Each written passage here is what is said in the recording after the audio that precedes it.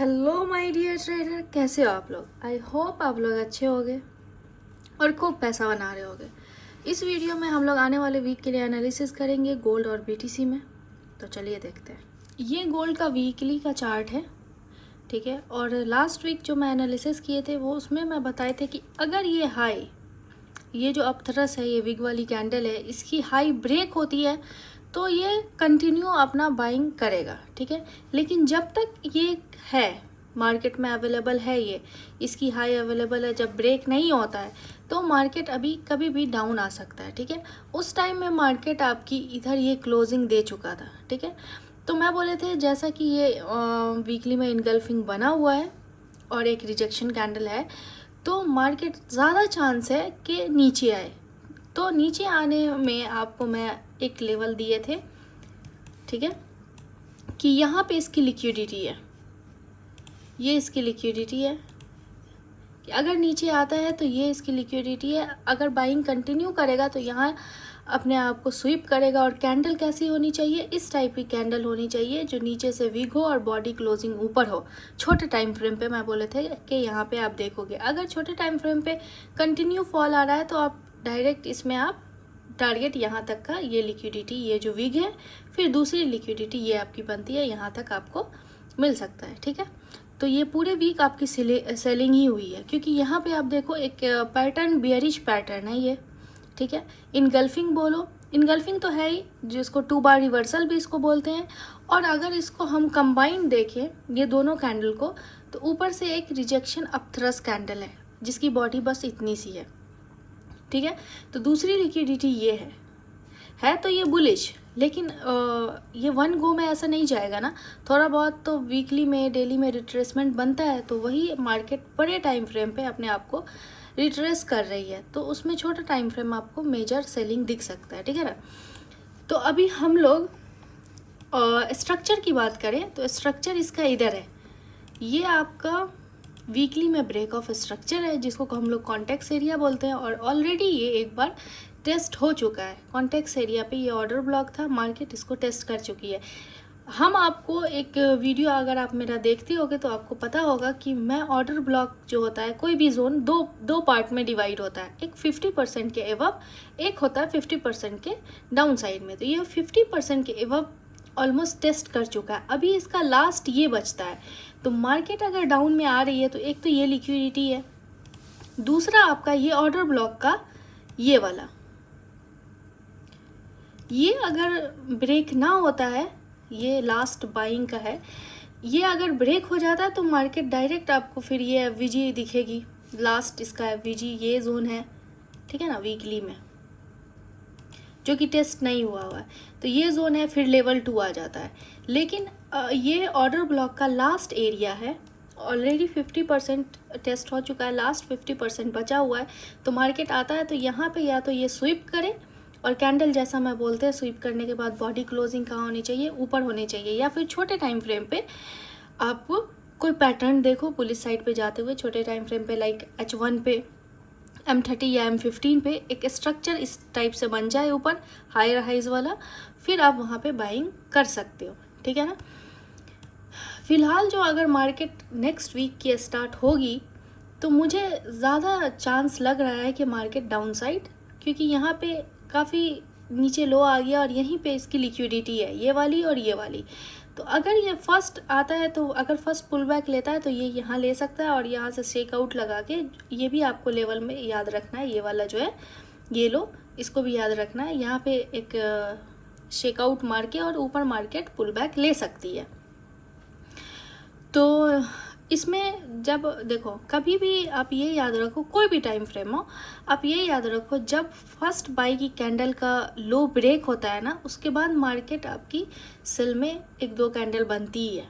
आप इसको back test कर लेना छोटे टाइम फ्रेम पे या फिर किसी भी टाइम फ्रेम पे, जब एक मेजर बाई बुल ट्रेंड में रहता है और उसका फर्स्ट बाई की कैंडल ब्रेक हो जाता है लो, उसके बाद थोड़ा बहुत रिट्रेसमेंट करता है, ठीक है। तो ये वीकली का था जिसमें बाई की कैंडल का लो ब्रेक हुआ था, तो मार्केट अपने आप को रिट्रेसमेंट यहाँ तक ली है, तो जिसमें हम लोग छोटे टाइम फ्रेम पे देखें कि काफ़ी सेलिंग हुआ है। खैर अभी हम लोग चलते हैं डेली में और डेली देखते हैं। अगर हम डेली की बात करें, स्ट्रक्चर की बात करें हम डेली की, तो मार्केट स्ट्रक्चर आपकी शिफ्ट है डाउन साइड में। ये आपका लो है, ठीक है, जिसके नीचे आपको 2 कंसेक्यूटिव कैंडल मिल गई है, और ये हो गया डाउन साइड पे स्ट्रक्चर शिफ्ट। अगर अब ये देखो, जब मार्केट स्ट्रक्चर शिफ्ट कर लिया, अब यहाँ से पुल बैक लेता है, या फिर ये लिक्विडिटी लेके हो, या फिर यहीं से पुल बैक हो, अगर ये पुल बैक लेता है तो आपका जो जोन बनता है ये बेयरिश ब्रेकर ब्लॉक, जहाँ पे लाइन है, यहाँ पे एफवीजी है, तो ये आपका जोन बनता है, मैं लगा दे रहे हैं, ये आपका जोन बनता है, ठीक है, बेयरिश ब्रेकर ब्लॉक के पास एफवीजी सेलिंग के लिए ये जोन बनता है, या ये यहाँ पे भी एफवीजी है क्योंकि यहाँ पे भी इंटरचेंज का लेवल है, ठीक है, ये भी लो है, यहाँ पे पीछे यहाँ पे लो है, ये लो है, और ये भी लो है। तो ऐसा नहीं है कि जो जोन बता रहे हैं और जहाँ पे एफवीजी है वहाँ पे धड़ाक से ले लो, नहीं, वहाँ पे छोटे टाइम फ्रेम पे आपको पैटर्न देखना है। कोई भी नेक लाइन ब्रेक हो, जैसे कि मैं आपको यहाँ पे बता देते हैं कि स्ट्रक्चर मार्केट यहाँ नीचे से ऊपर आई, और ये ना यहाँ पे आने के बाद ऐसा कुछ बनाई पैटर्न, छोटा सा एक स्ट्रक्चर बनाई, और यहाँ से ये, तो ये वाला जो नेक लाइन है इसका, ये वाला, ये जो बीच का है वो ब्रेक होना चाहिए। ब्रेक होने के बाद जो पुल बैक में जाता है तो आप एंट्री बनाओ, फिर उसके बाद जहाँ का टारगेट है वहाँ रखो, ठीक है, कुछ इस टाइप से। अगर नहीं बनता है, डायरेक्ट मार्केट जा रही है, तो फिर दूसरे जोन के लिए वेट करो। खैर, ये आपका हो गया बेयरिश ब्रेकर ब्लॉक, जहाँ पे मार्केट के पास एफवीजी है और सेल साइड के लिए एक जोन है। दूसरा आपका जोन बनता है ये QML का, ये QML का जोन है, जहाँ पे आपको यहाँ पे एफवीजी है, और ये बोलते हैं ऑर्डर ब्लॉक है सेलिंग का, और यहाँ पे साइन ऑफ वीकनेस है, ठीक है, ये सारा चीज़ है। तो ये आपकी सेलिंग की है। ये जोन आपको ध्यान में रखना है, अपने सिस्टम पे मार्क करके रखना है। जब आए मार्केट वहाँ पे आपको कुछ पैटर्न देता है तो फिर आप वहाँ से सेल ऑफ कर सकते हो। खैर, अभी जो ये डेली पे सिचुएशन है गोल्ड की, वो चेंज ऑफ कैरेक्टर है, डाउन साइड पे एक फॉल, एक वेव आ गई है, पुल बैक हो सकता है आए लिक्विडिटी लेने के बाद या लिक्विडिटी लेने से पहले पुल बैक आने का चांस है। उसके बाद फिर दूसरी वेव ये कंटिन्यू दे सकता है। कहाँ तक? तो एक ये जोन है और वीकली का दूसरा जोन है, ठीक है। और अभी चलते हैं फिर H4 में, H4 देखते हैं। जब आपका डेली डाउन साइड पे स्ट्रक्चर शिफ्ट है तो H4 भी ऑलमोस्ट नहीं, मार्केट स्ट्रक्चर शिफ्ट है। यहाँ पे देखो, जो अगर स्ट्रक्चर पे ट्रेड करते होगे तो ये वेव वो पकड़े होंगे। देखो यहाँ पे स्ट्रक्चर, यहाँ पे था ब्रेक ऑफ स्ट्रक्चर, ये इसकी लो थी, और मार्केट यहाँ पे स्ट्रक्चर शिफ्ट कर चुका था, ठीक है। लास्ट वीक में मैं आपको बताए थे कि मार्केट अपना स्ट्रक्चर शिफ्ट कर चुका है। यहाँ पे 2 कंसेक्यूटिव कैंडल थी और दोबारा से फिर बाई पे हो जाता है, लेकिन मैं बोले थे कि दोबारा से बाई पे है और ये इसका मेजर लो है, ठीक है। अगर ये ब्रेक होता है, यहाँ से लिक्विडिटी लेने के बाद आती है मार्केट, लो ब्रेक होता है, तो फिर से ये डाउन साइड पे स्ट्रक्चर शिफ्ट हो जाएगा। ये स्ट्रक्चर शिफ्ट किया और यहाँ पे काफ़ी देर रेंज किया, रेंज करने के बाद मार्केट बूम हो गई। तो अभी फ़िलहाल अभी इसमें कोई स्ट्रक्चर नहीं है, बेयरिश है। यहाँ से आप ट्रेंड लाइन लगा लो, ये ठीक है, ये ट्रेंड लाइन हो गया। कुछ इधर कर्व लाइन जैसा है, ट्रेंड लाइन तो नहीं बोलेंगे इसको, कर्व लाइन जैसा यहाँ पे आ रहा है, ठीक है। तो ये चीज़ है। और अगर यहाँ पे देखें ये स्ट्रक्चर H4 में, तो ये इसकी एफवीजी है यहाँ पे, ठीक है। ये इसका एक हाई है।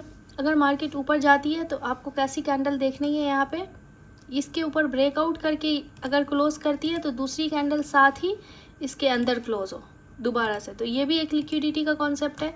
एक होता है कि मार्केट जो है अपना इस टाइप से कैंडल क्लोज करे, ठीक है, इस टाइप से कैंडल क्लोज करे, तो ये भी एक लिक्विडिटी का कॉन्सेप्ट होता है, ठीक है। इस हाई पे देखेंगे, अगर मार्केट इस हाई तक नहीं जाती है, उससे पहले यहाँ पे आपको एफवीजी है, पीछे साइन ऑफ स्ट्रेंथ था जो कि मार्केट उसको फेल किया, तो अब इसको ये क्या कर सकता है, रेसिस्टेंस बना सकता है यहाँ पे, ठीक है, जो कि साइन ऑफ स्ट्रेंथ था और यहाँ पे इसका एफवीजी है। तो ये चीज़ है। ठीक है।